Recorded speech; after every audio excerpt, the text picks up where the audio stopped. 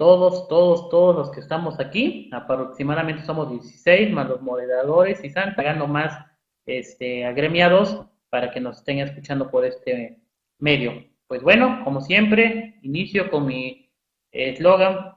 Hoy tomamos café huatusqueño con el tema sector arrendamiento. Bueno, tal vez no sector, pero ya lo manejé de esa manera. Vamos a ver en sí lo que es el arrendamiento, porque muchas veces se ha hablado de lo que es el arrendamiento, y si se pueden dar cuenta, pues hay muchas dudas. ¿Por qué nadie habla del arrendamiento? ¿Qué acaso es un tema que no les interesa, o realmente a todos aquellos colegas que llevan arrendamiento no les deja este régimen? Realmente nunca lo han llevado. Pues bueno, yo creo que hay cuestiones a veces de las cuales nosotros somos especializados en algo, y pues no es el caso. En este caso vamos a tocar el tema de lo que son generalidades del arrendamiento. Iremos viendo desde el punto de vista de conceptos, como siempre es mi costumbre de irlo desmenuzando, porque en sí hablar del arrendamiento, pues podríamos hacer un resumen. Ok, el arrendamiento, pues nada más te vas a la deducción sea del 35%, o aplicas tus gastos y punto, se acabó, ¿no? Eso es el arrendamiento. Pero hay muchas cuestiones por ahí importantes que hay que ir analizando, y vamos a ir sobre la marcha. Bueno, pues acá, como lo pueden ver, mi invitado de honor, que tengo el gusto de estar hoy con él, es el contador Octavio Ávila Chaurán, vicepresidente de la Asociación Nacional de Fiscalistas.net, el cual en unos breves momentos ingresará para que estemos desmenuzando este tema. Él me imagino que se encuentra un poco desvelado, por ahí lo vi como eso de las 3 o 4 de la mañana que estaba conectado. Dirán, ¿qué estábamos haciendo a esa hora? Bueno, pues yo por mi lado estaba yo checando algunas cuestiones todavía de acá de mi presentación, y también me apasioné leyendo lo que es el paquete económico 2016, que ahorita todo el mundo está hablando, todo el mundo está poniendo la cabeza por ello, pero bueno, ya yo creo que ese tema de análisis del paquete económico lo tomarán los compañeros más adelante. Y pues, como dice acá el buen maestro Octavio Ávila, pues yo creo que es cuestión de ir desmenuzando ese paquete económico y ver qué nos trajo, ver qué sorpresa nos trae. De lo que yo pude analizar, pues realmente fueron unas cuestiones interesantes por ahí dentro de lo que es el régimen de incorporación fiscal, sector de transporte y sector de agricultura. Son temas que yo he tocado, me interesó, llamó mucho la atención. Yo creo que los iremos comentando sobre la marcha. Pues bueno, aquí estamos, empezamos, como siempre. Octavio, maestro Octavio, perdón, cuando gustes, ingresa, perdón, yo por lo menos me adelanto acá con lo que es el arrendamiento de autos de diputados salientes, que es la noticia, como siempre les traigo en mi formato de lo que es mi charla. Pues bueno, acá lo que me está diciendo, dice la jornada del martes 1 de 2015. Octavio, buenos días, qué gusto verte, un abrazo. Sí. Ya te interrumpí, Beca. Buenos días a todos. Muchas gracias por la invitación, Beca. Aquí con mucho gusto acompañándote en este tema interesante y pues gracias por la invitación. Aquí te sigo, ahí vamos comentando. Muchas gracias.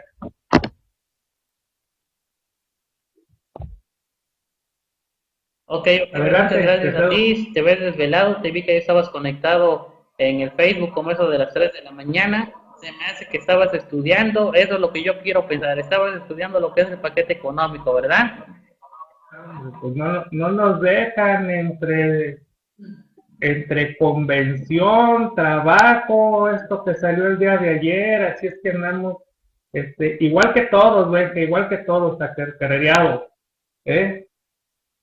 No, Sí, ok, semana no. entiendo, pues bueno. Pero el viernes sí, mi estimado Sergio. Adelante, Beca.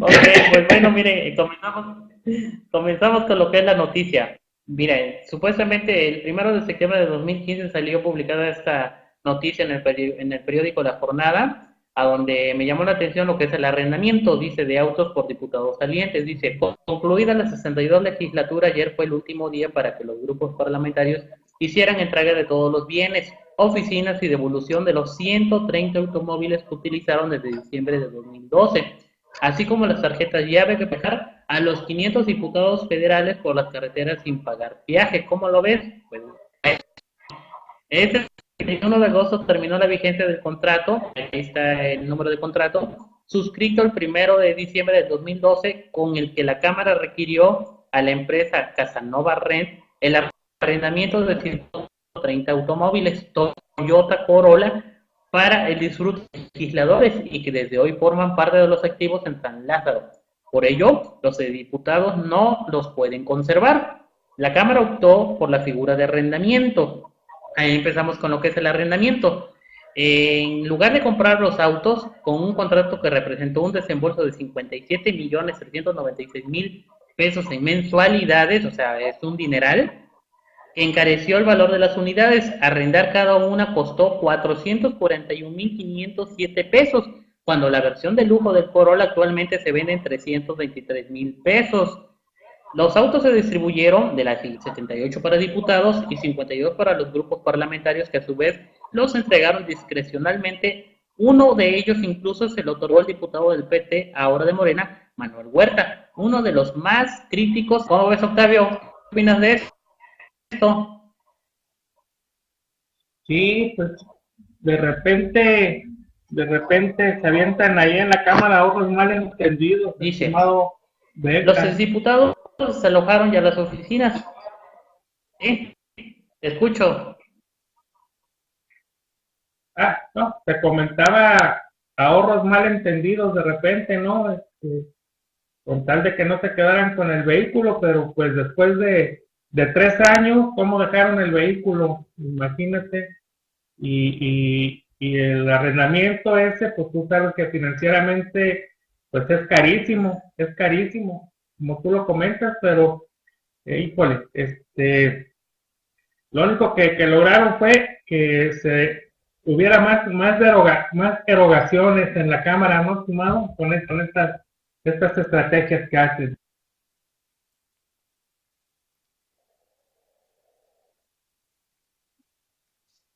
Es correcto, Octavio. Yo creo que lo más, hubiéramos comprado mejor un bochito cada uno, ¿no crees? Yo creo que se hubieran trasladado con mayor facilidad y hubieran dado una vida austera como la que nosotros nos damos. A veces muchos de nosotros no llegamos, son diputados, son representantes del pueblo y adelante, nosotros mismos los elegimos y nosotros tenemos la culpa, señores. Pero bueno, entonces seguimos, dice, los diputados desalojaron ya las oficinas donde impera un ambiente del Partido del Trabajo, porque los empleados no han recibido su finiquito y solo recibieron la promesa de la coordinadora administrativa, Laura Hernández, que de esta semana quedará saldada la liquidación. El excoordinador y el dirigente del PT, Alberto Anaya Gutiérrez, ya no se presentó ante los trabajadores. Se le vio el sábado y Laura Hernández aseguró que su instrucción fue pagar a los colaboradores, entre estos las señoras que atendían la cocina del grupo.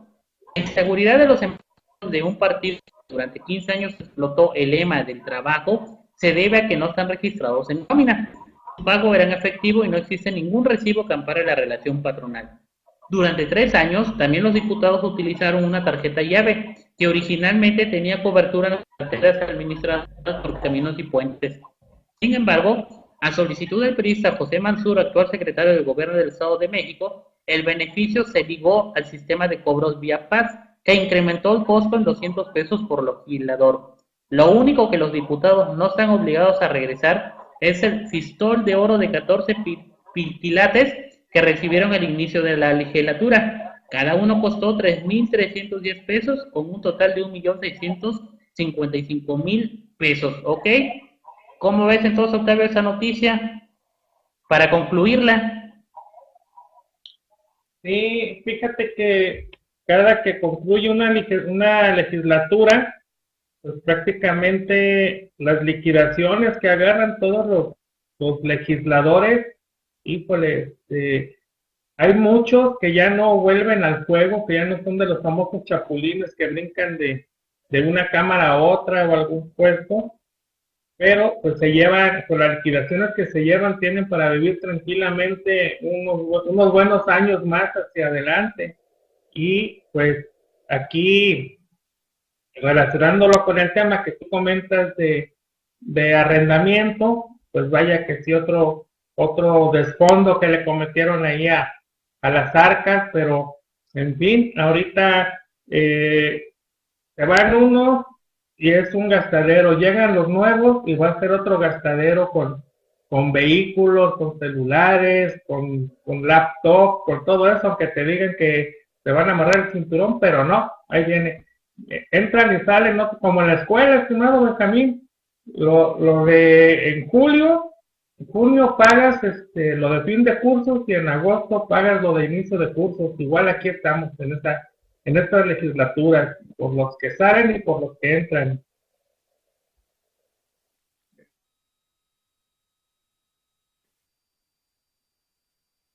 Es correcto, Octavio. Pues yo creo que el próximo diputado o senador, pues va a ser acá tu representante de acá de la zona cafetalera, porque yo también quiero gozar de esos privilegios.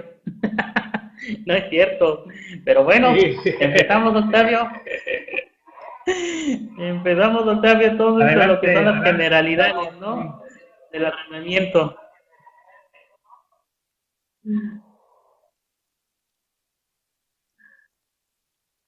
Pero bueno, entonces comenzamos. ¿Qué son las generalidades entonces?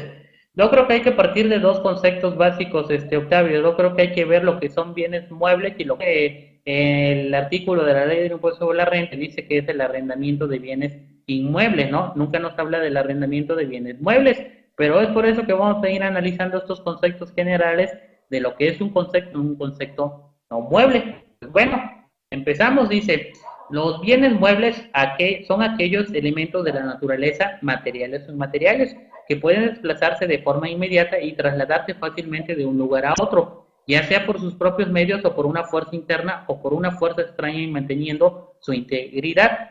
Se consideran asimismo muebles las partes sólidas o fluidas separadas del suelo, como las piedras, tierras, metales, construcciones asentadas en la superficie del suelo con carácter transitorio, los tesoros, monedas y demás objetos puestos bajo el suelo, los materiales reunidos para la construcción de edificios mientras no estén empleados. Bueno, ¿qué nos dice el Código Fiscal Federal 2015 sobre lo que son los bienes muebles? En el artículo 752 me dice que los bienes son muebles por su naturaleza o por disposiciones de ley. El artículo 753 me dice, son muebles por su naturaleza los cuerpos que pueden trasladarse de un lugar a otro, ya se muevan por sí mismos o ya por efecto de una fuerza exterior. Continuamos. Ahora, ¿qué son los bienes inmuebles? Los bienes inmuebles son aquellos elementos de la naturaleza que no pueden trasladarse de forma inmediata de un lugar a otro sin su destrucción o deterioro, porque responde al concepto de... El Código Civil Federal del 2015, en el artículo 750, nos dice, son bienes inmuebles el suelo y las construcciones adheridas a él. Óiganlo bien, las construcciones adheridas a él, que acá en este caso es el punto medular para lo que es el régimen de arrendamiento. Las plantas y los árboles mientras estuvieran unidos a la tierra y los frutos pendientes de los mismos árboles y plantas mientras no sean separados de ellos por cosechas o cortes regulares. Y así, en lo que es el artículo 750 nos da el concepto de lo que son los bienes inmuebles, que si te das cuenta son varias fracciones. Acá yo nomás puse los más que me llamaron la atención. Y si te das cuenta, también me dice que un bien inmueble, vasos, instrumentos, utensilios destinados por el propietario de la finca directa y exclusivamente a la industria o la explotación de la misma, así como los aparatos eléctricos y accesorios adheridos al suelo o a los edificios por el uso de estos, salvo convenio en contrario.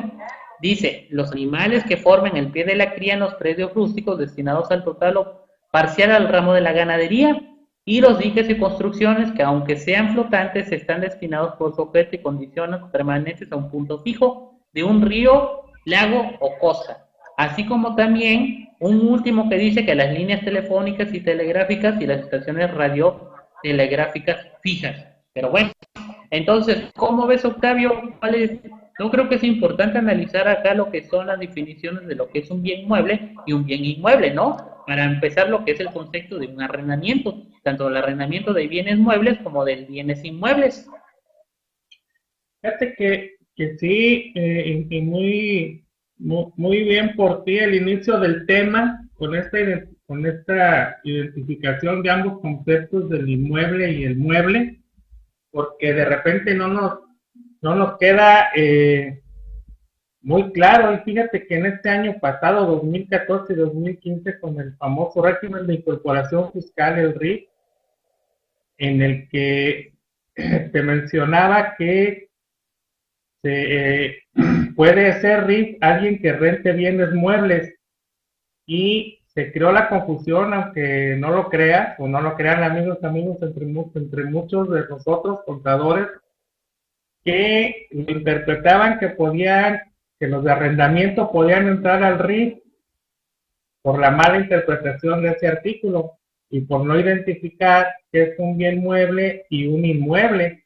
Entonces, muy bien aclarado por ti y muy bien ilustrado, pues, que nos digas qué es un mueble, un bien inmueble, quién es un bien inmueble, que te permita tener mayor conocimiento y no caer, pues, en eso que cayeron algunos colegas de nosotros, que al leer que podían entrar en RIF bienes muebles, estaban queriendo, pues, irse por ahí con el bien inmueble, totalmente erróneo. Pero aquí con esta aportación que tú nos haces, pues yo creo que nos queda más que clarísimo, estimado Benja. Es correcto, Octavio, y acá como nos dice Araceli de Pachuca, dice, el arrendamiento de bien muebles es actividad comercial, por consiguiente, actividad empresarial, pero solo los muebles. Exactamente, Areli, aquí mero. Es correcto, pues bueno, pues seguimos. Yo creo que ya definimos lo que es un bien mueble y lo que es un bien inmueble, ¿sí? Bien mueble y bien inmueble. Bueno, en esto se dividen, lo que son los bienes inmuebles se dividen en dos tipos de bienes inmuebles, que son corpóreos o incorporales. Bueno, estos bienes inmuebles corpóreos son aquellos que gozan de materialidad y son susceptibles de ser medidos y aprendidos por los sentidos y se dividen en bienes inmuebles por su naturaleza. Toma en cuenta la naturaleza física y son el suelo, las edificaciones y construcciones, las plantaciones o vegetales y las cosechas y frutos. Los bienes inmuebles por su uso pueden ser muebles corporales que por su naturaleza se incorporan a un inmueble, definitivamente cumpliendo una función de uso. Por ejemplo, una ventana. Una ventana está dentro de lo que es un bien inmueble. Bienes inmuebles por su destino. ¿Qué son esos? Bueno, acá me dicen, son bienes muebles corporales que sin perder su individualidad ni su movilidad están afectados a un inmueble, cumpliendo una función. Por ejemplo, los tractores, la maquinaria, que es un ejemplo.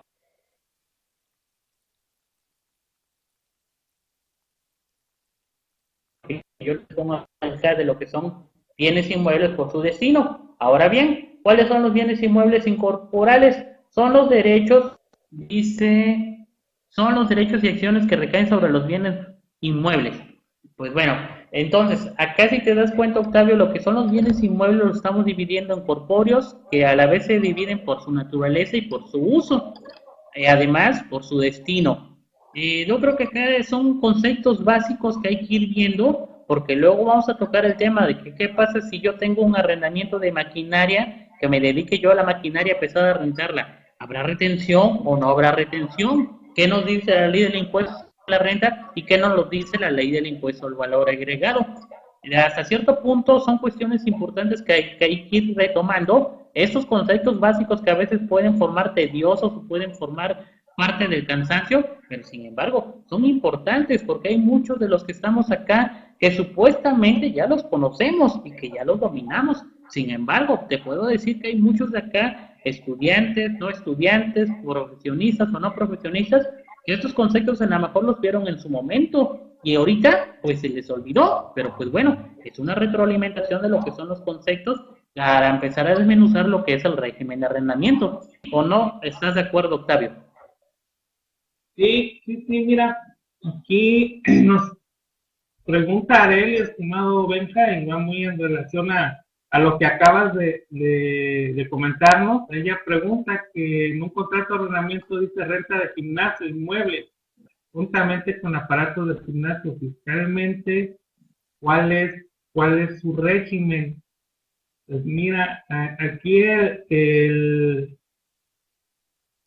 gimnasio, pues es una actividad que bien fácil la pudiera meter al RIF, como una actividad empresarial o una actividad de servicio.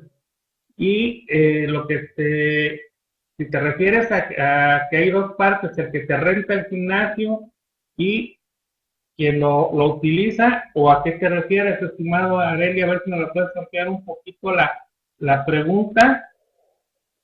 No sé si tú la hayas captado bien, estimado Benja.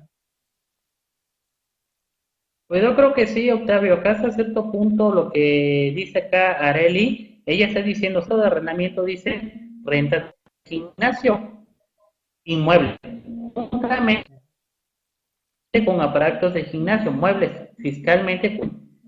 Bueno, acá si te das cuenta lo que es el régimen de arrendamiento, hasta cierto punto, me está hablando de lo que son los bienes muebles y los bienes inmuebles. Yo creo que acá habría una combinación de ambos. Dice, se renta todo, tanto el inmueble como los muebles. Bueno, acá sería cuestión de ver, tú lo que me estás diciendo, al que se lo está rentando, tu arrendatario ahora sí, él cómo está dado de alta, o sea, está dado de alta como arrendatario o está dado de alta dentro de la actividad empresarial, porque acá como lo dice Octavio, si tú estás recibiendo este tipo de servicios por el arrendamiento del gimnasio con todo y aparatos y todo, pues tú bien que podrías entrar dentro de lo que es el régimen de incorporación fiscal. ¿Sí o no, Octavio? Sí, entonces, a ver, voy a tratar de desmenuzarlo tantito, Areli. Yo soy dueño del local más los equipos del gimnasio y se lo rento a Benja. Entonces, yo como dueño debo de estar en arrendamiento y Benja, que me renta ese gimnasio y lo explota, pues él se va a ir a una actividad empresarial, no Benja, digamos dos figuras ahí. Yo dueño tengo que ser arrendador y tú que me rentas, pues ya te meterás en una actividad empresarial, ¿sí? El arrendatario está en RIF, dice. Acá como Está bien. es lo que estaba comentando Octavio Ávila hace rato, ¿no? Que hubo mucha confusión en cuanto a lo que era el RIF, ¿no? Que según pues, supuestamente podía estar dentro de lo que era el arrendamiento, que era el régimen de incorporación fiscal. Sin embargo, acuérdate que para lo que es el arrendamiento existe un capítulo exclusivo. O sea, tú no puedes buscar por ahí una laguna o puedes buscar por ahí alguna confusión en ley. El arrendamiento específicamente está dentro de la ley que lo maneja un capítulo en específico. Por lo tanto, yo considero que en base a ese fundamento, pues tú realmente RIF no podría ser cuanto a lo que es la actividad de arrendamiento, como lo había dicho el maestro Octavio en su momento. Octavio, nada más para complementar ese comentario, adelante.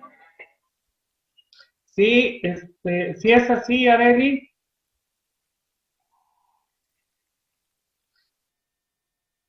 pero como los muebles son una actividad empresarial, por eso todo en esta cuestión de renta de muebles e inmuebles, los puedo considerar como régimen de arrendamiento a ambos. Tú como dueño del local y el equipo, sí, considéralo como arrendamiento, como dueño, como dueño, como dueño del gimnasio. Y el que te está rentando, pues está en Rivo, está bien, estimada Leli. Sí, por lo que nos explicó el maestro Benja ahorita, de los bienes corpóreos, pues esta parte está dentro del gimnasio, ¿no? Podría encuadrar ahí un equipo del equipo de gimnasio, pues sería un bien corpóreo que tendría por ahí, ¿no? ¿Es correcto? No te entendí mal. ¿Es correcto? Entonces yo dueño prácticamente estoy muy bien en la adelante, estás bien, Octavio, en tu... Así es. Sí, estimada Leli. Es que ajá.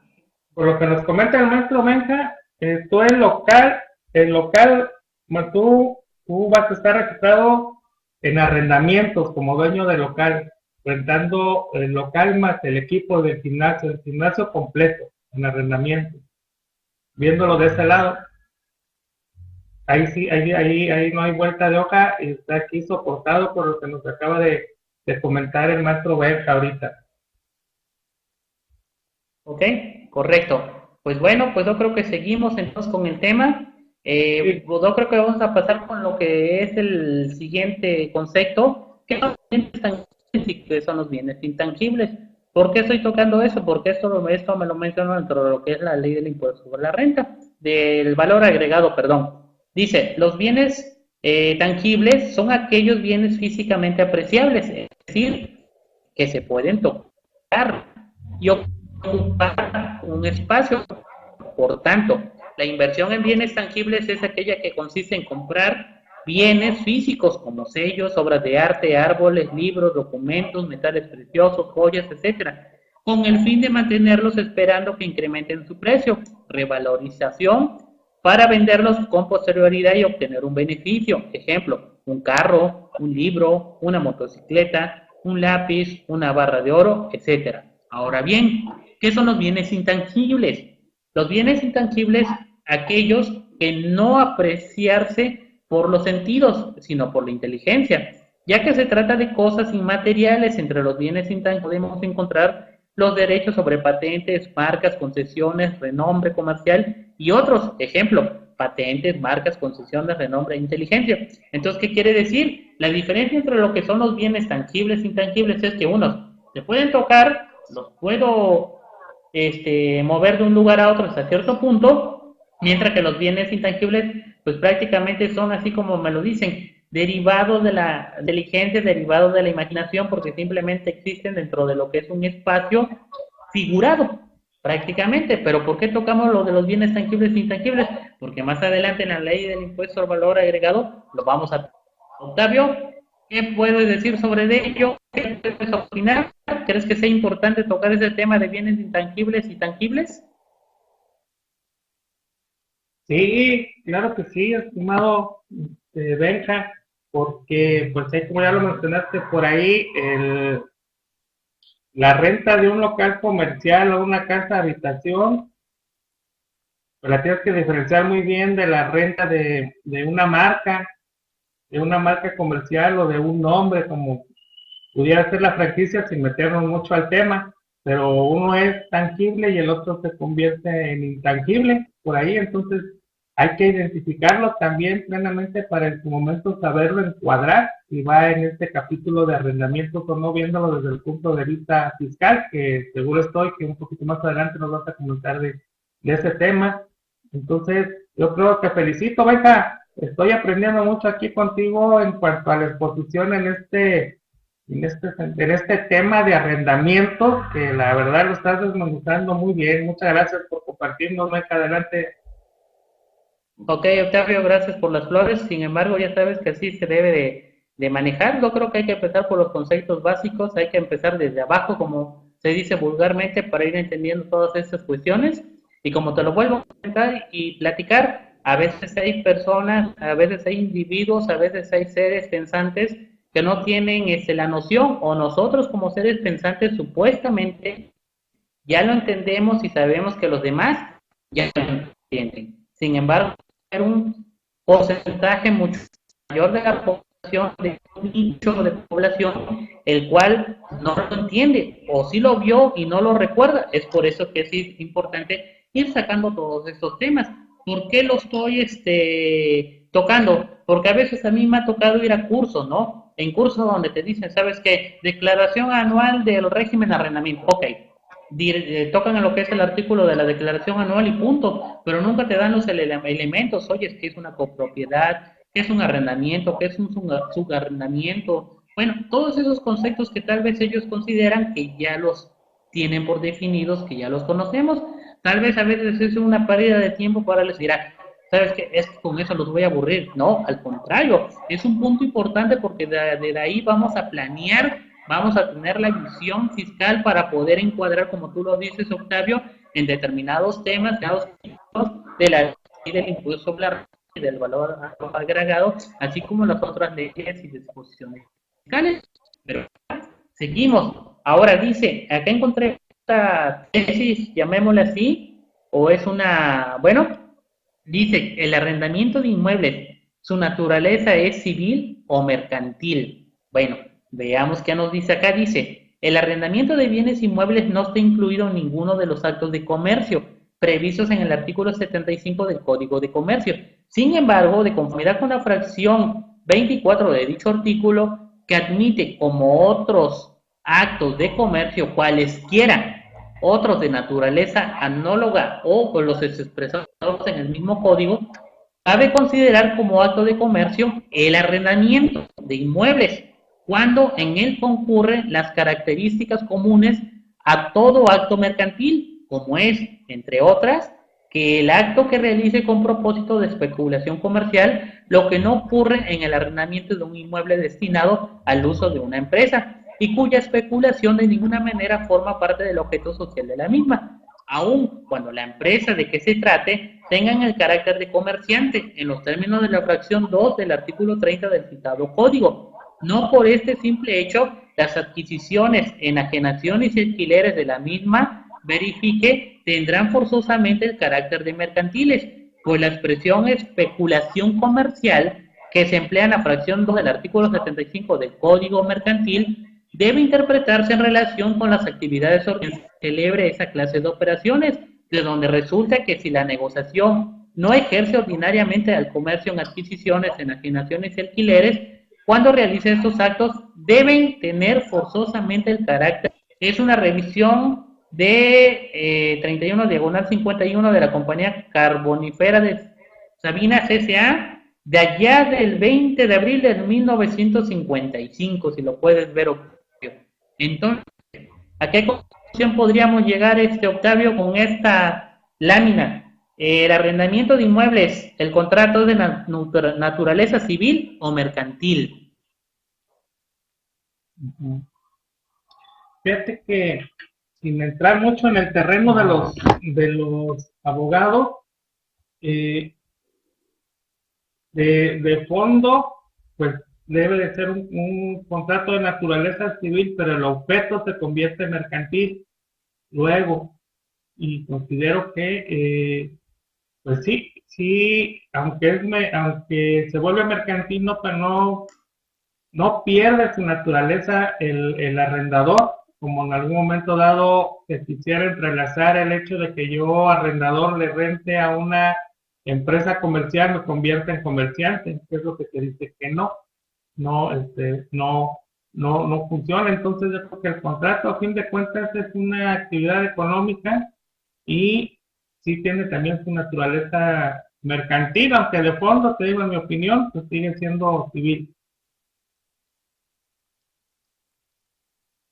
Correcto, Octavio, pues yo creo que es importante acá ver de la naturaleza que se le da, independientemente, pues va a tener efectos fiscales, ¿no? Punto bueno, el contrato de arrendamiento es de naturaleza civil o mercantil, que tú bien lo sabes que ya para efectos fiscales, pues simplemente con que esté el contrato estipulado y escrito, pues va a tener los efectos fiscales consecuentes.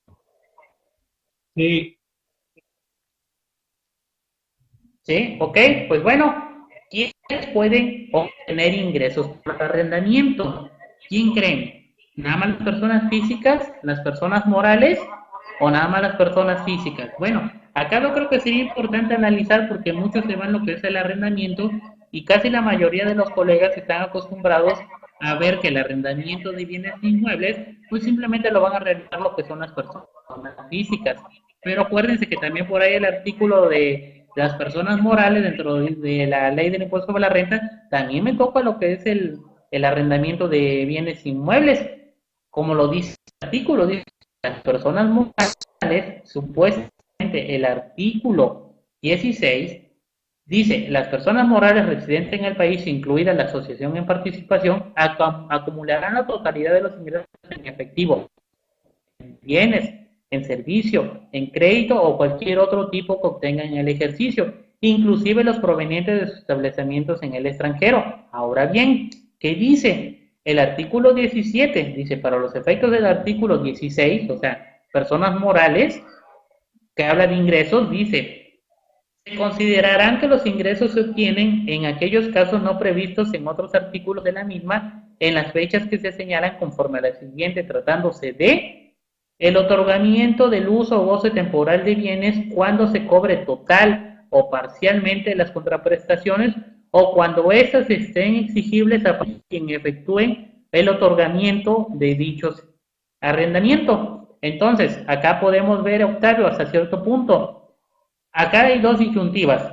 Como persona física, calculo conforme al flujo de caja. Como persona moral, pues realmente nada más calculo lo que es el IVA conforme al flujo de caja, pero el ICR lo calculo conforme se dio el servicio. En este caso, lo que es el arrendamiento, yo lo considero que a partir de que pidió el CFDI, ya va a acumular para efectos de lo que es el impuesto sobre la renta. Bueno, ahorita te checamos eso. También, ¿quiénes pueden rentar arrendamiento? Bueno, las personas físicas. En su artículo 114 se consideran ingresos por otorgar el uso o goce temporal de bienes inmuebles los siguientes: los provenientes del arrendamiento o subarrendamiento, y en general por otorgar a título honoroso el uso o goce temporal de bienes inmuebles en cualquier otra forma. Entonces, ¿qué podemos concluir de esto? Acá podemos concluir de esto que todas las personas físicas y todas las personas morales pueden optar por lo que es el régimen de arrendamiento. Sin embargo, como yo se los mencionaba en su momento, todas las personas piensan que el régimen de arrendamiento nada más pertenece exclusivamente a lo que son las personas morales. ¿Sí o no, Octavio? ¿Qué podrías agregar sobre de estas dos láminas? Sí, tanto la moral como la física se pueden dedicar al arrendamiento, aunque fiscalmente pues tienen un tratamiento distinto. El que sería la persona física tiene un capítulo específico para su actividad, y la persona moral, en su régimen general, vámonos poniendo ahí, pues sería una parte de sus actividades que tendría ahí, y el ingreso es el que se acumularía para efectos de la determinación de su impuesto. Aquí no operaría para nada lo de la deducción opcional y otro tipo de deducciones, sino que fiscalmente tienen un tratamiento distinto, pero civil y mercantilmente ambos pueden dedicarse al arrendamiento. Como existen muchos inmobiliarias, vaya, pues que se constituyen como inmobiliarias para efectos de manejar arrendamientos de, por ejemplo, de edificios, de centros comerciales, ¿no? Etcétera.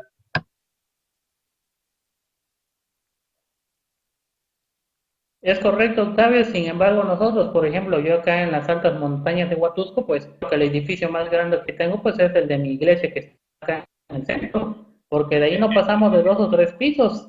Sin embargo, lo que es el arrendamiento allá en el DF, en otras ciudades, pues sí, es muy común dentro de lo que son lo que son los centros comerciales, son inmobiliarias realmente lo que administran esos arrendamientos, ¿no? Y, por ejemplo, en los aeropuertos, con lo que son las centrales de autobuses, ahí todos ellos están bajo el régimen de arrendamiento, y la mayor parte siempre son personas morales las que tienen ese tipo de arrendamientos. Sin embargo, acá, como te digo, pues uno está acostumbrado de acuerdo a sus usos y costumbres. Pues realmente acá en mi pueblito, pues acá en las altas montañas, realmente estamos acostumbrados a ver lo que son las personas físicas, ¿no? Tal vez tú, ya que estás allá por Guadalajara, pues tú sí, ya estás en la urbanización, realmente ya estás viviendo en una metrópoli, que realmente para ti ese tipo de arrendamiento es muy común. ¿A poco no, Octavio? No, bueno, pues yo no tengo la culpa de haber nacido en la ciudad más hermosa del mundo, estimado Benja. Sí, fíjate que eh, en las grandes urbes, por las mismas características, pues, de repente se manejan actividades o planeaciones muy diferentes a lo que puedes encontrar en ciudades más pequeñas. ¿Y por qué? Pues por las mismas necesidades que se van dando, ¿no? Entonces, pues de repente se vuelve difícil un régimen de condominio en una población pequeña donde no existe ese condominio, que lo puedas tú aplicar, como bien dices. Entonces, pues es lo que se maneja, y prácticamente, pues es más que nada lo buscan por protección fiscal, protección patrimonial, eh, lo manejan así a través de los regímenes de condominio, de los fideicomisos, etcétera. Pero pues ya pronto ahí tu ciudad natal va a estar dentro del mapa de las grandes ciudades. Hasta aquí, mi estimado Benja, síguele aquí. Correcto, Octavio, pues te agradezco, dice Sergio de Reynosa, dice, el máster vive en Jalisco porque ahí está el néctar de los dioses, el tequila, yahoo, dijeron por ahí. Exactamente. Fíjate, Sergio, ya les he dicho que si el alcohol frotado en las manos te mata los microbios, tomado te hace inmortal. Yo sé lo que te digo. Exactamente eso, yo lo acabo de ver hace rato en tu Twitter, que lo publicaste por ahí, excelentemente, frase, y pues yo creo que sí tienes razón, ¿no? Bueno, pues seguimos. ¿Qué es el arrendamiento? Dice. Entendamos, vamos acá por conceptos, como te los manejé desde el inicio, ¿qué es el arrendamiento? Dice, la ley del impuesto sobre la renta no distingue a qué se refiere en concreto cuando menciona los ingresos que pueden obtener las personas físicas por arrendamiento y por otorgar el uso o goce temporal de bienes inmuebles. El uso, de acuerdo con el diccionario jurídico mexicano, consiste en el derecho a usar la cosa ajena y de disfrutar de los frutos, situación similar al goce con la diferencia únicamente que en este último se dispone de la cosa, pudiendo existir de por medio una contraprestación pactada entre quien entregue la cosa y quien la usa o goza. Ahora, una definición: llama arrendamiento a la cesión, adquisición del uso o aprovechamiento temporal, ya sea de cosas, obras, servicios, a cambio de un valor. El arrendamiento es un acuerdo con independencia de su instrumentación jurídica en el que el arrendador conviene con el arrendatario en percibir una suma única de dinero o una serie de pagos o cuotas por cederle el derecho de usar un activo durante un periodo de tiempo determinado, con independencia de que el arrendador quede obligado a prestar servicios en relación con la explotación de mantenimiento de dicho activo. Acá, como puedes ver, lo que es el arrendamiento en sí, la ley no te dice, nada más te dice en sí concretos que es el arrendamiento de ciertos bienes inmuebles y sobre ellos vas a pagar el impuesto correspondiente. Pero bueno, entonces, si no me lo dice la ley, ¿a dónde nos tenemos que remitir? Pues yo creo que nos tenemos que remitir a lo que son diccionarios, lo que nos tendríamos que remitir a lo que son otras leyes administrativas, a donde nos encontremos lo que es la definición. Por ejemplo, acá, salvo lo que me diga ahorita Octavio, yo anduve buscando dentro de lo que es el Código de Comercio, dentro de lo que es el Código Civil, el concepto de arrendamiento. Más, nada más lo encontré dentro de lo que era el Código Civil. El Código Civil Federal del 2015 me dice en su artículo 2398 que hay arrendamiento cuando a las dos partes contratantes se obligan recíprocamente, una a conceder el uso o goce temporal de una cosa y la otra a pagar por este uso o goce a un precio cierto. Si te das cuenta de lo que es acá, una definición en sí de lo que es el arrendamiento, pues no la tenemos muy en sí en concreto, ¿no? Realmente no entendemos lo que es el arrendamiento, pero si nos vamos a lo que son los diccionarios, lo que, como lo acabo de mencionar, en otros tipos de donde nos den la definición, pues yo creo que medio vamos entendiendo qué es el arrendamiento, salvo independiente de lo que me pueda opinar este maestro Octavio. ¿Tú qué podrías decirme de lo que es el arrendamiento? ¿Existe en sí una definición jurídica, una de un concepto como tal, o simplemente nos tenemos que ir a las leyes administrativas, como este caso es el Código Civil Federal? Fíjate que ahorita me hiciste recordar también por esto de que no encontramos de repente definiciones de algunos conceptos. Y sí, pues la ley fiscal no la puedes leer por sí sola. Hay algo que decimos muy comúnmente, debemos de leerla en armonía con las demás leyes que nos sirven de apoyo, y uno de ellos es el Código Civil Federal, que te sirve mucho de apoyo para poder formarte un criterio, una opinión o identificar algún concepto como el caso de arrendamiento, que al igual que él te comentaba al principio de este comentario, ejemplo, en el caso del domicilio, yo también he buscado la definición de qué es domicilio, como te marca fiscalmente, por los requisitos del domicilio, y no encuentras qué es la definición de domicilio en el Código Civil, exactamente. Igual en arrendamiento, pues te allegas de información que encuentras en el Código Civil y ya de ahí lo puedes determinar. Cosa que debería de quedar claramente establecida, ¿no? Ya en una definición, ya fuese en código o en las leyes del impuesto de la renta. Seguro estoy que debe de haber por ahí una tesis o una jurisprudencia que nos lo debe aclarar. Vamos dejando de tarea, estimado Benja, porque no, yo no la he visto, la he buscado, pero no la encuentro. Pero estoy seguro que debe de haber por ahí que nos defina qué es el arrendador, qué es el arrendatario, qué es un arrendamiento. Porque aquí, pues prácticamente estás viendo que es un acuerdo entre dos personas, un arrendamiento, ¿no? Lo que te está comentando este artículo 2398, es lo que encontramos básicamente nada más en Código Civil. Y si te vas a los códigos de cada estado, tampoco vas a encontrar, te apoya prácticamente en estas definiciones.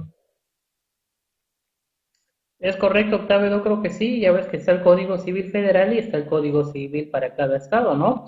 Acá yo creo que lo importante sería ver etimología, de acuerdo a lo que es la palabra de la etimología, ya echa acá Peña Nieto con su infrastructure, ver el origen, ¿no? El origen de lo que es la palabra, ¿no? De lo que es el arrendamiento. Pero bueno, como tú dices, yo creo que acá las definiciones de lo que es el arrendamiento, pues a veces lo podemos encontrar vagamente, óyelo bien, vagamente dentro de lo que son los diccionarios, hasta cierto punto, no tiene también en sí un concepto específico, ¿no? De lo que es el arrendamiento. Pero bueno, como tú lo comentas, dejémoslo de tarea y yo creo que dentro de unos 2 o 3 programas volvemos al tema de dichas definiciones. Continuamos con lo que es el subarrendamiento, y dice, es cuando un inquilino realquila parte de la vivienda o la totalidad de la misma a otra persona. Hablamos de subarrendamiento. El Código Civil Federal del 2015, en su artículo 2480, me dice que el arrendatario no puede subarrendar la cosa arrendada en todo, ni en parte, ni ceder sus derechos sin consentimiento del arrendador. Si lo hiciere, responderá solidariamente con el subarrendamiento en los daños y perjuicios. Yo creo que acá es una cosa, es un tema importante de lo que es el subarrendamiento, porque si te das cuenta, en lo que, bueno, acá en lo que es mi zona, nosotros no manejamos lo que es el subarrendamiento como tal. Tal vez son conceptos que nos marca la ley y se van a ir aplicando dependiendo de la actividad o necesidad que necesitemos de acuerdo a nuestras actividades que realicemos. Pero bueno, yo lo que te puedo decir de acá de mi ciudad, que el subarrendamiento nosotros no lo utilizamos. Tal vez sí lo utilizamos entre cuates cuando vamos a la universidad, de que nos decimos, ¿sabes qué? Nos dividimos la renta para que no paguemos mucho. Yo creo que ahí estaríamos implementando lo que es el subarrendamiento, porque al final de cuentas va a quedar uno como representante ante el que va a pagarle dicha renta por dicho alquiler de departamento. ¿Sí o no, Octavio?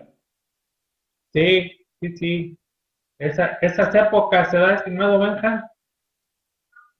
Esas épocas de estudiante. No había para libros, no había para copias, pero sí había para las caguamas, ¿verdad?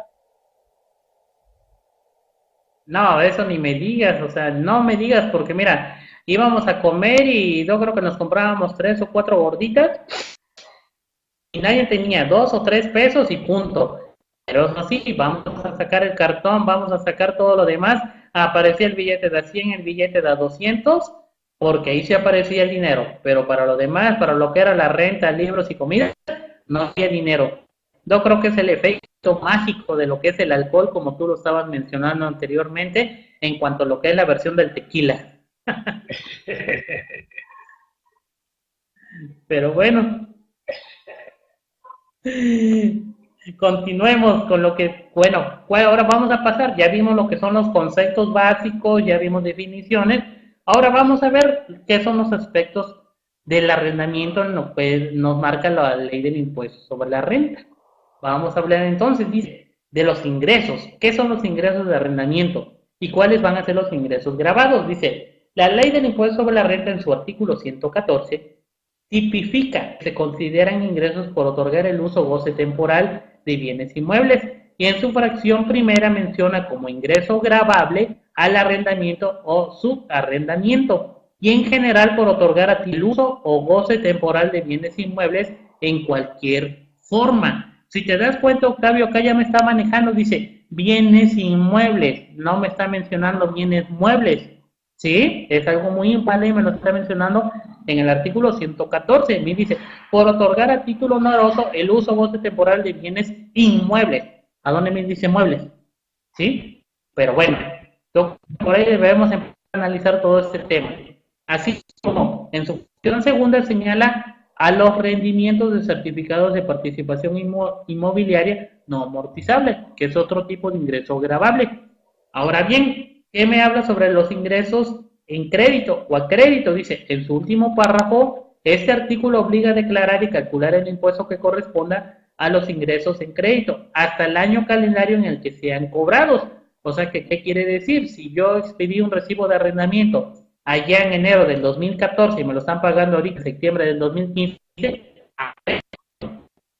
hasta ahorita, de acuerdo al artículo 114, en su último párrafo, yo estaré obligado a declarar dicho arrendamiento, dicho ingreso por arrendamiento, perdón, para efectos del impuesto sobre la renta. O en el caso, ¿cuándo voy a aplicar este artículo, esta última fracción? En el caso de que alguien, de alguno de mis inquilinos, se haya apropiado del bien inmueble y yo lo haya demandado por la vía civil y penal, acá, cuando él perdiera el juicio, yo se lo ganara y él me pagara todos estos arrendamientos que me quedó a deber de rentas, bueno, pues en este momento, de acuerdo al artículo 114, fracción último párrafo, perdón, en este momento, cuando juez me dé que yo gané el juicio por haber sacado ese inquilino y el inquilino me pague, hasta ahorita voy a tener que declarar lo que es mis ingresos por arrendamiento, de acuerdo a la interpretación de este último párrafo del artículo 114.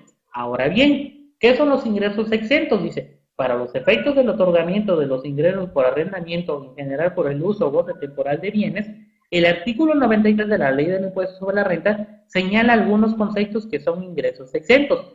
Dice, no se pagará el impuesto sobre la renta por la obtención de los siguientes ingresos. Ojo, señores, ojo, contratos de arrendamiento prorrogados. ¿Sí? Y en una fracción que es la 18, dice, los que provengan de contratos de arrendamientos prorrogados por disposiciones de ley o herencias o legados. Es en su fracción 22, dentro de lo que son los ingresos. Dice, los que se reciban por herencia o legado, pudiendo ser aquellos inmuebles que la persona física recibe por concepto de alguna herencia o legado para posteriormente arrendarlos a terceros. La percepción de dichos inmuebles no será un ingreso acumulable, pero los frutos económicos que perciba como consecuencia de su arrendamiento sí lo serán, debiendo aplicar las disposiciones de este tema en análisis. Dice, los únicos ingresos exentos relacionados con el arrendamiento son los contemplados en el artículo 93, fracción 18 de la ley, y son los que se refiere a los que provengan de contratos de arrendamiento prorrogados por disposiciones de ley. Octavio, ¿qué opinas de los ingresos a crédito exentos y así como de los que me dice acá que es de acuerdo al artículo 93, fracción 18? Sí, fíjate que básicamente lo seguimos manejando en base al flujo de efectivo, independientemente de la fecha en que lo cobres, sino que al momento en que tú lo cobres, lo vas a declarar. Y el exento, como lo comentaste ahorita en este artículo, pues sí, precisamente también te hace una división, ¿no? Lo que es la herencia o el legado y lo que es el ingreso por eso. Entonces, básicamente en el fondo vuelves a quedar el mismo. En el momento en que lo cobras, sea cual sea el origen, si fue por el arrendamiento o si fue por herencia, hasta el momento en que lo cobras, lo vas a declarar. Y aquí, ahí aprovechando el comentario, hay que estar atentos a lo que viene ahí en estos meses de reforma fiscal, porque por ahí te quieren grabar ya las herencias, los legados, las donaciones. Entonces, hay que tener hay que estar muy atento a esto. Y sí, pues aquí prácticamente te vuelvo a insistir, el fondo es flujo de efectivo, no te van a grabar hasta el momento en que realmente tú lo cobres. Es correcto, Octavio, y acá es algo importante, ¿no? Que me dice que los únicos que serán exentos son los que provengan de contratos de arrendamiento prorrogados. Pero, ¿qué son estos arrendamientos prorrogados? ¿O cuándo nacieron? O sea, la ley así te los marca y tú, bueno, pues quién sabe cuáles son, no me aplican y punto, ¿no? Bueno, pues por ahí estuve investigando y me dice que dichos arrendamientos prorrogados, supuestamente acá hay un TIC, yo supuestamente encontré y dice, el decreto presidencial del 24 de diciembre de 1948 que congelaba la renta a los arrendatarios por la razón de haber entrado a la Segunda Guerra Mundial, década de los 40, con posterioridad a la aparición de este decreto, el congelamiento de rentas quedó sin efectos mediante otro decreto publicado en el Diario Oficial de la Federación del 30 de diciembre de 1992. Sin embargo, algunos estados aún lo tienen estipulado en sus códigos civiles, más de acuerdo a interpretaciones que más bien se trata de un derecho para el arrendatario, al que no puede negarse el arrendador y que para su ejercicio requiere de la voluntad de solamente uno de los contratantes, por lo que tampoco podemos entender de que se trata de una prórroga por disposición de ley. Ejemplo, los ingresos provenientes de contratos de arrendamiento prorrogados al tenor del artículo 2051 del Código Civil del Estado de Jalisco no se encuentran exentos del pago del impuesto sobre la renta. ¿Cómo ves, Octavio, de esos contratos de arrendamiento prorrogados? Tú que en su momento, tú que ya llevas más camino dentro de lo que es el área fiscal, ¿te tocó verlo, te tocó analizarlo? Cuéntanos.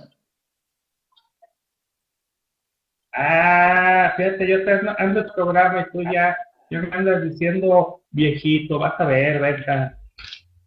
Fíjate, este término se estaba volviendo muy común en el caso de los pleitos entre el arrendatario y el arrendador en cuanto a que no quisiera dejar la propiedad o tuvieran algún problema y no quisieran dejar la casa habitación, por llamarlo, por ponerle así, pues la casa habitación al local comercial. Entonces, al entrar a juicio, lo que hacía el juez era congelar la renta vía petición del que rentaba para efectos de esperar a que se diera el resultado de ese juicio. Entonces, la renta se congelaba, mas no significaba congelar, se utilizaba en el término de no incrementar el valor de la renta durante el tiempo que durara el juicio. Si tú estabas pagando ahorita 10,000 pesos de renta, pues se te congelaba la renta a esos 10,000 pesos nada más. No iba a haber incremento. Y pudieras no pagarlo hasta que se definiera el juicio. Entonces, esas rentas congeladas, pues no quedaba exento de pagarlas, simplemente quedaba, ahora sí como dice el término, detenido mientras se resolvía el juicio, pero la obligación de pagarla pues ahí persistiría. Se te congela la renta, no pagas hasta que se resuelva el juicio, pero vas a tener la obligación de pagarla, ya sea favorable para ti o sea en contra tuyo, pero vas a tener que pagarla. Esas rentas, es lo que se está utilizando del término, y lo que te dicen aquí en Jalisco, no, aunque te congele la renta, no te exime de que me la tienes que pagar en el momento en que el juez dicte sentencia. Es así, estimado Benja. Ok, Octavio, pues entonces ya acá nos estás dando realmente lo que es el concepto de lo que es de los ingresos exentos de lo que es el arrendamiento prorrogados. Sin embargo, acá lo que estamos viendo en sí, pues se puede decir hasta cierto punto no se puede interpretar como una prórroga y tampoco se puede interpretar de que van a estar exentos, simplemente va a ser un periodo en el cual yo no voy a declarar dicho ingreso pero va a llegar el momento en que sí lo voy a declarar, ¿no? Así es, sí, sí, sí, ¿Sí? sí.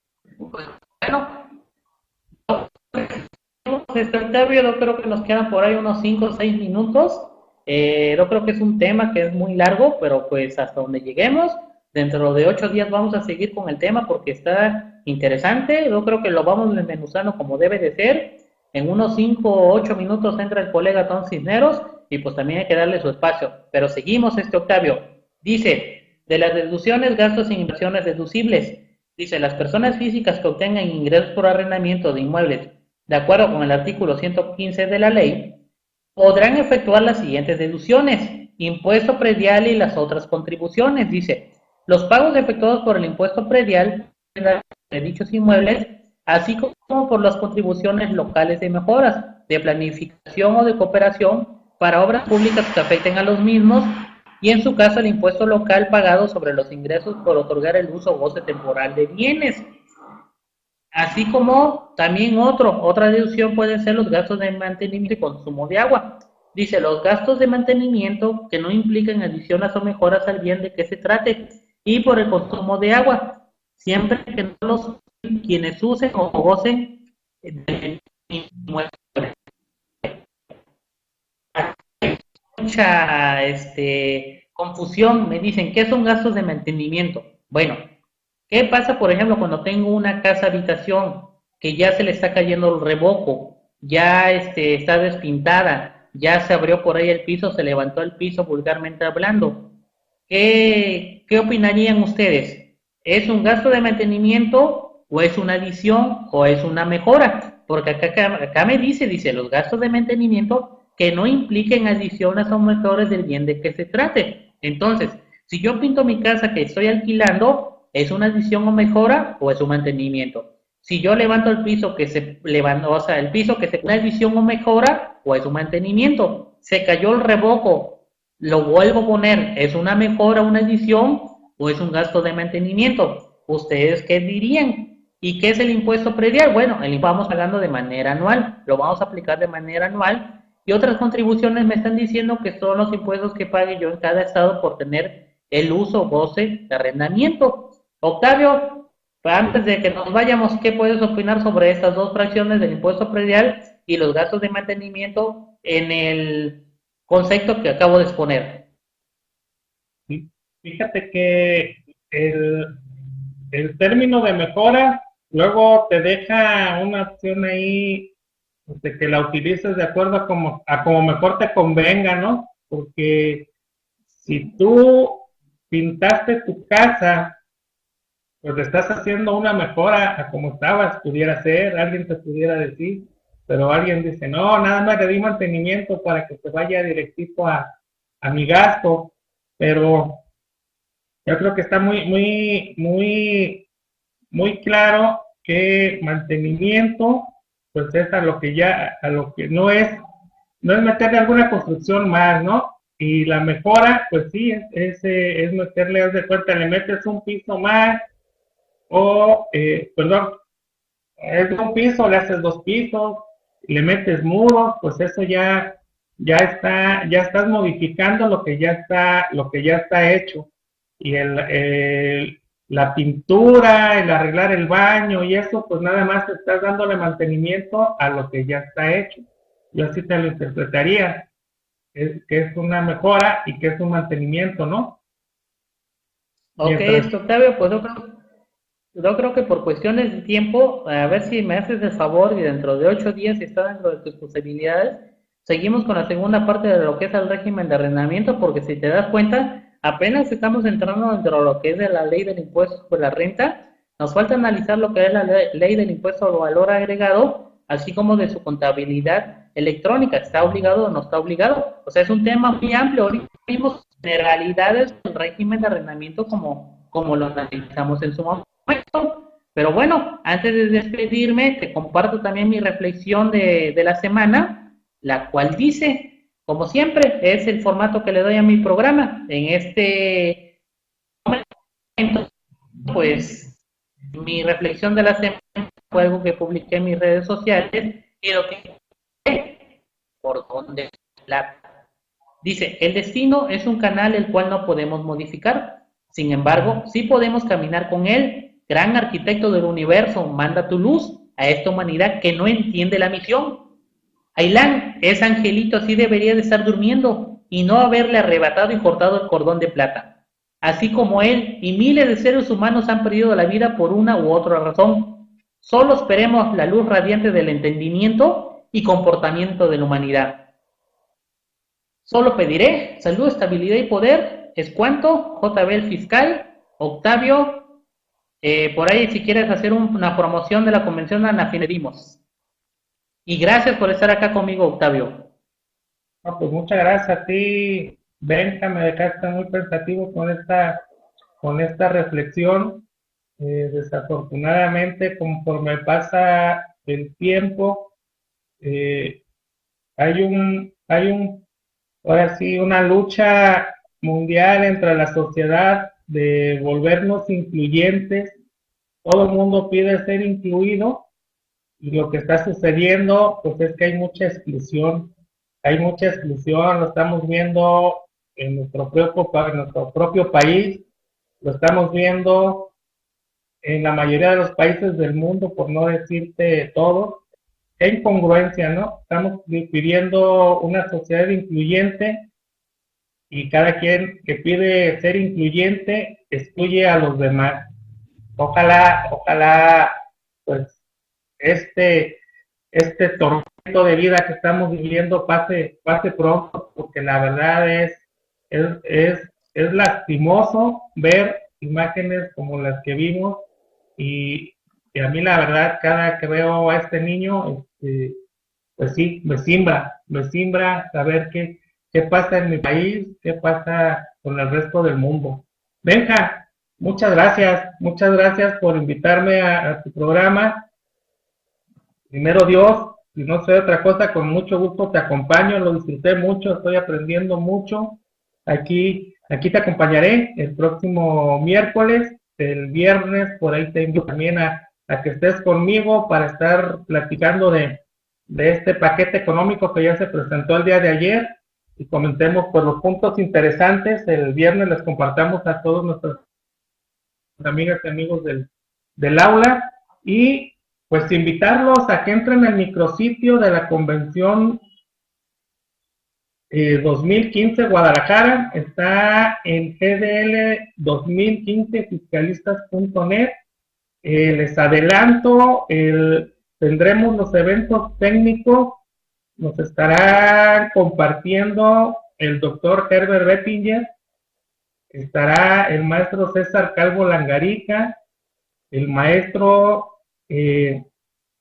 Ernesto Manzano García, el maestro Tomás Cisnero, y por la tarde un panel de la Comisión Fiscal de Anafinet con temas muy interesantes. Entonces, los invito a que visiten el micrositio, ahí van a encontrar toda la información de los eventos sociales, de los eventos técnicos y todo lo que quieras saber respecto a la Convención Guadalajara 2015. Es un micrositio que se hizo profeso y van a encontrar toda la información. Los invito a que ahí entren a checarlo. Muchas gracias, Beca. Primero Dios, nos vemos el próximo miércoles y antes el viernes, por ahí te espero. Gracias, amigas, amigos, y una vez más, felicidades, Beca.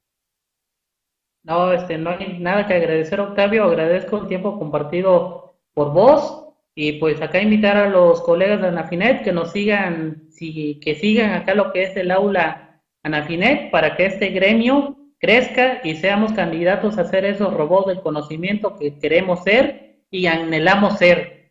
Señores, me despido. Gracias por estar conmigo y con el contador y maestro Octavio Ávila, vicepresidente de Anafinet.